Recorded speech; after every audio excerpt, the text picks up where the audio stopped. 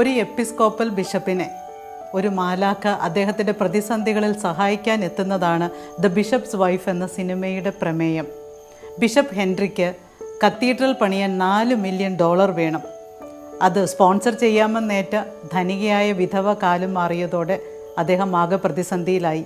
ഈ പ്രതിസന്ധിയിൽ തനിക്കൊരു വഴി കാണിച്ചു തരണമേ എന്ന ബിഷപ്പ് ഹെൻറിയുടെ പ്രാർത്ഥനയ്ക്ക് ഉത്തരമായിട്ടാണ് മാലാഖ എത്തുന്നത്. ഡഡ്ലി എന്ന ചെറുപ്പക്കാരനായി വേഷമിട്ടുകൊണ്ടാണ് മാലാഖ ബിഷപ്പ് ഹെൻറിയോടൊപ്പം കൂടുന്നത്. എന്തായാലും കൊള്ളാം, മാലാഖ കത്തീഡ്രൽ പണിയുന്നതിനുള്ള ഫണ്ട് കണ്ടെത്തുന്നതിനും അപ്പുറത്തേക്ക് ബിഷപ്പ് ഹെൻറിയെ കൂട്ടിക്കൊണ്ടു പോകുന്നു എന്നുള്ളതാണ് ഇതിലെ കൗതുകകരമായ കാര്യം. പണം കണ്ടെത്താനുള്ള തത്രപ്പാടിനിടയിൽ ബിഷപ്പ് ഹെൻറി തൻ്റെ കുടുംബത്തെ, ഭാര്യയും ഏക മകളും അടങ്ങുന്ന തൻ്റെ കുടുംബത്തെ പാടെ മറന്നു കളഞ്ഞിരുന്നു. അവരുടെ ഇടയിലെ സ്നേഹബന്ധം നഷ്ടമായിരുന്നു. ഇതൊക്കെ പരിഹരിക്കാനും മാലാഖ മുൻകൈ എടുക്കുന്നു തന്നെയുണ്ട്. ഇടയ്ക്കെപ്പോഴോ ബിഷപ്പ് ഹെൻറിയുടെ വിശ്വാസ ജീവിതം തന്നെ ദുർബലമാകുമ്പോൾ മാലാഖ ഒരു ശാസനയോടെ ബിഷപ്പിനോട് പറയുന്നുണ്ട്, ഹെൻറി, നിങ്ങളൊരു ബിഷപ്പാണെന്ന് നിങ്ങൾ മറന്നു പോകുന്നു. അതുപോലെ നിങ്ങളുടെ മുൻഗണനകൾ പലതും മാറിപ്പോകുന്നുമുണ്ട്. ഏതാണ്ട് താൻ വന്ന കർത്തവ്യം പൂർത്തിയാക്കി മാലാഖ തിരികെ പോകാൻ ഒരുങ്ങുമ്പോൾ ബിഷപ്പ് മാലാഖയോട് ചോദിക്കുന്നുണ്ട്, എനിക്ക് പള്ളി പണിയാൻ സഹായിക്കാമെന്ന് പറഞ്ഞു വന്നിട്ട് ഇതുവരെ ഞാൻ പള്ളി പണിതില്ലല്ലോ. അപ്പോൾ മാലാഖ മറുപടി പറയുന്നു, നിങ്ങൾ എന്നോട് പ്രാർത്ഥിച്ചത് പള്ളി പണിയാൻ സഹായിക്കണമേ എന്നല്ല, നിങ്ങളുടെ പ്രതിസന്ധികളിൽ ഒരു വഴി കാണിച്ചു തരണമേ എന്നാണ്. അത് തീർച്ചയായും ഞാൻ ചെയ്തിട്ടുണ്ട്.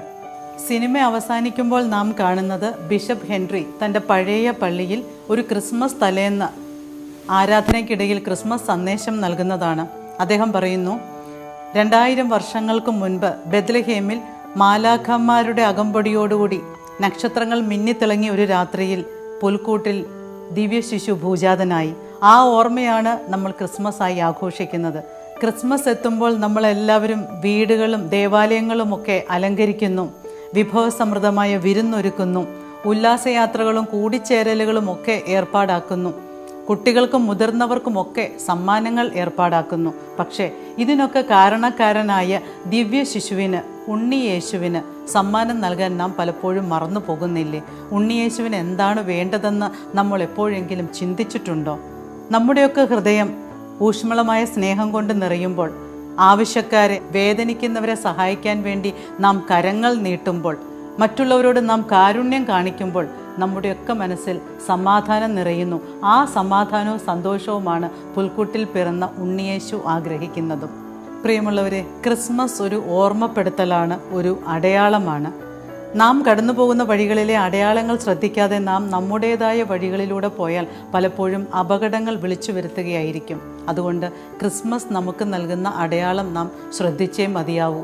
നമ്മുടെ ജീവിതം നമുക്ക് വേണ്ടി മാത്രമുള്ളതല്ല, മറ്റുള്ളവർക്ക് വേണ്ടി കൂടി ഉള്ളതാണ് എന്ന ഓർമ്മപ്പെടുത്തലാണ് ക്രിസ്മസ് നമുക്ക് നൽകുന്നത്.